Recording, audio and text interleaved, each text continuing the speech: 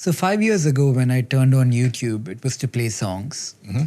That position in my mind somehow has been lost to Spotify. Now, when I think of a song, I go to Spotify. When I think of a podcast or something around learning, I go to YouTube. When I think of entertainment, I go to Netflix.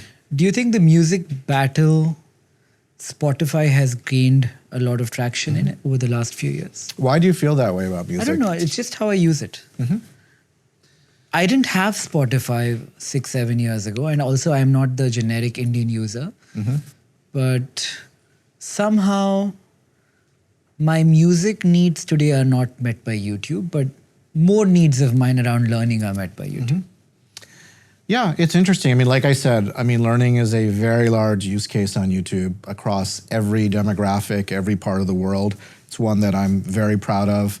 You know, I saw a stat, 90% plus of classroom teachers use YouTube in the classroom in some particular way.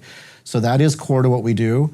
But music is our, I'd say, almost oldest and one of our most important verticals by far. It's really core to the YouTube heritage, starting from, you know, the early days of YouTube and T-Series is still one of our most important, most strategic, largest partners.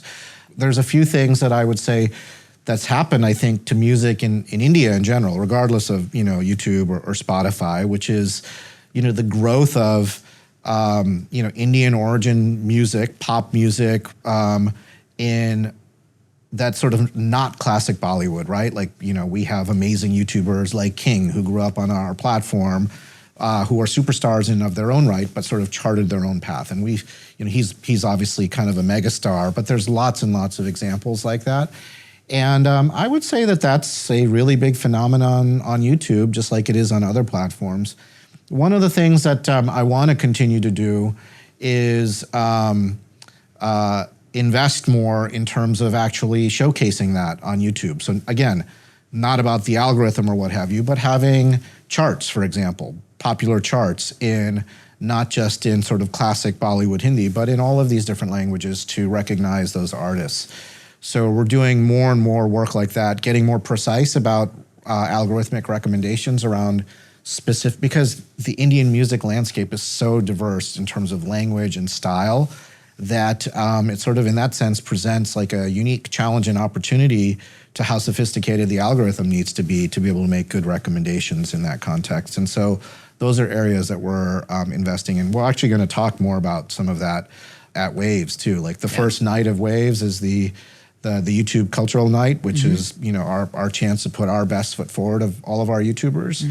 So yeah, music is very important. I'm not sure why you feel that way, but Indian music is like a core part of our investment.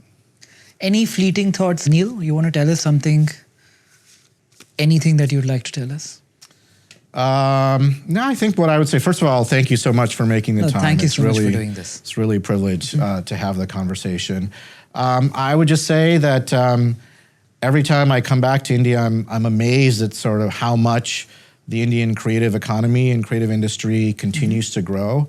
We at YouTube are privileged to play our role in that. And as I said earlier in the conversation, I think we're just getting started. It's still the early innings.